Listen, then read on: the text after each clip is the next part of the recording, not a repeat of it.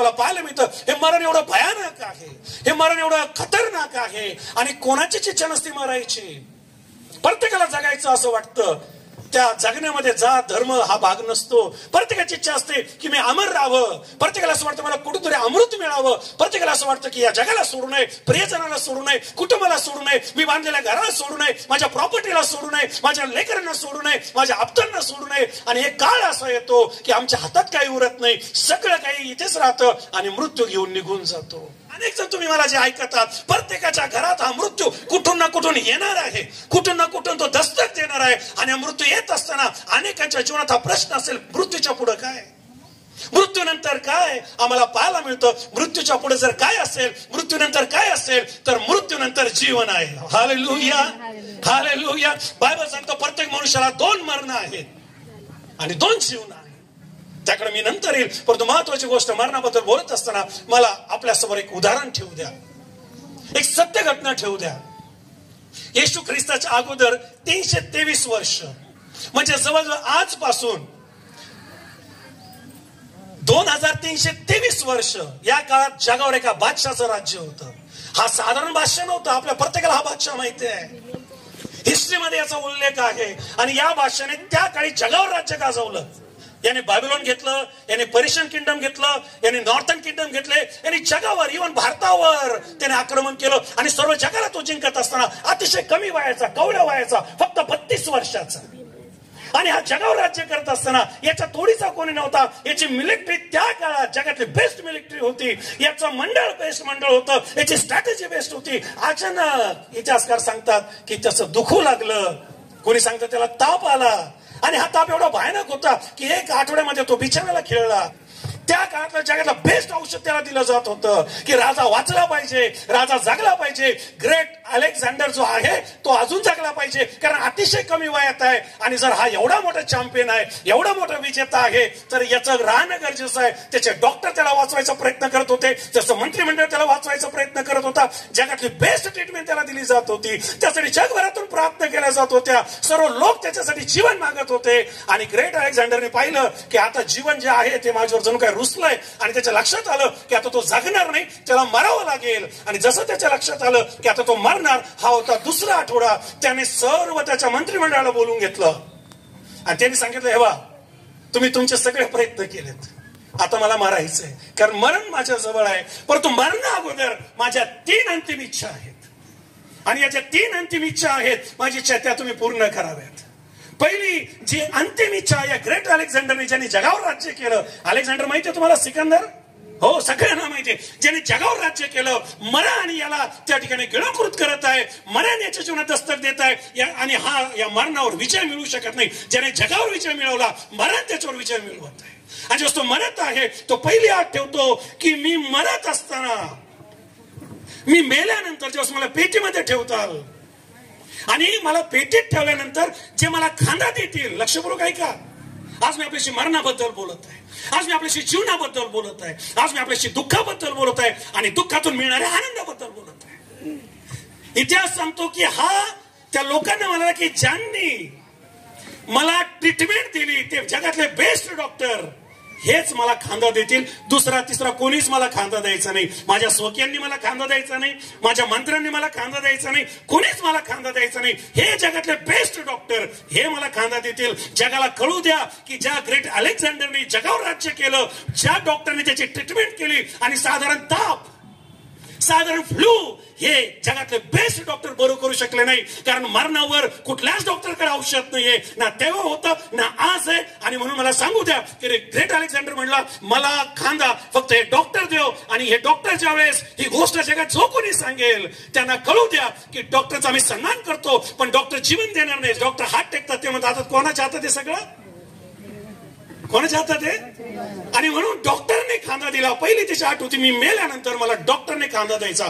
2री आठ त्याची होती, मला कब्रस्तानाकडे नेत असताना माझा जेवढा खजाना आहे, जेवढं धन मी मिळवलंय, आता तो काही साधारण व्यक्ती नव्हता, जगावर राज्य करणारा, त्याच्याकडे काही कमी असणार आहे का?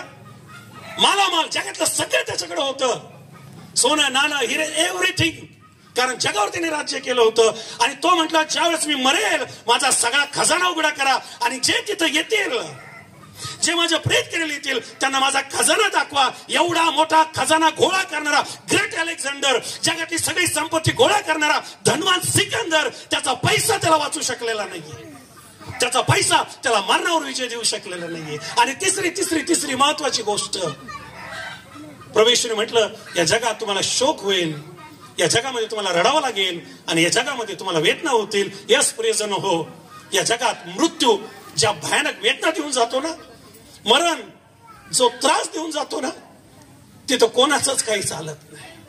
तिसरी जी आड त्यांनी ठेवली की माझ्यासाठी अशी पेटी तयार करा, माझ्या पेटीला 2 छिद्र ठेवा, होल ठेवा, त्यातून माझे हात बाहेर बांधा आणि मला नेत असताना लोकांना काही मी दिसणार नाही, पण लोकांना माझे उघडे हात दिसू द्या, माझे मोकळे हात दिसू द्या आणि जगाला कळू द्या की ज्या बादशाने जगावर राज्य केलं तो खाली हाताने आला आणि खाली हाताने जात. मला शेवट करायचंय. पाळक साहेब मला सांगितलं होतं की लवकर मी शॉर्ट मध्येच आहे, म्हणून मी पाळक साहेबांना बरेच वचन दिले, तुम्ही वाचायला पण लावले नाही. मी शॉर्ट जातोय, पण मला माझा उद्देश तुमच्याकडे घेऊन यायचा आहे. मरण एवढं भयानक आहे की भले तिथं चित आणि पड झालेले आहे.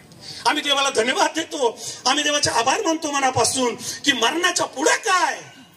आज जर मला मरण आलं, आज जर आम्हाला या जगातून जावं लागलं, एक ना एक दिवस आपल्या सगळ्याला जायचं. देवाची स्तुती असो, एवढे देवाने तुम्हाला आणि मला वेळ दिलेले आहे, तेवढे आम्ही जगू, पण एक दिवस या जगातून जायचंय. पुढे काय. ग्रेट अलेक्झांडरकडे काही मार्ग नव्हता, ग्रेट अलेक्झांडर काही सत्य नव्हतं, जीवन नव्हतं, पण स्तुती असो प्रभू येशू ख्रिस्ताची, ज्याने या जगामध्ये वधस्तंभावर प्राण देत असताना म्हटलं की मी तुमच्यासाठी पुढे जातोय, जागा तयार करतोय. आणि जरी डॉक्टर तुम्हाला वाचू शकत नाही, जरी पैसा तुम्हाला वाचू शकत नाही, जरी तुम्ही खाली हाताने आले, पण मी तुमच्यासाठी तुमच्या जागेवर जातो, मी दरवाजे उघडा करतो आणि मी तुम्हाला जीवन देतो. टाळ्या वाजून प्रभू येशूला धन्यवाद द्या. जो कोणी प्रभू येशूवर विश्वास ठेवतो तो मेला असला तरी जगणार आहे.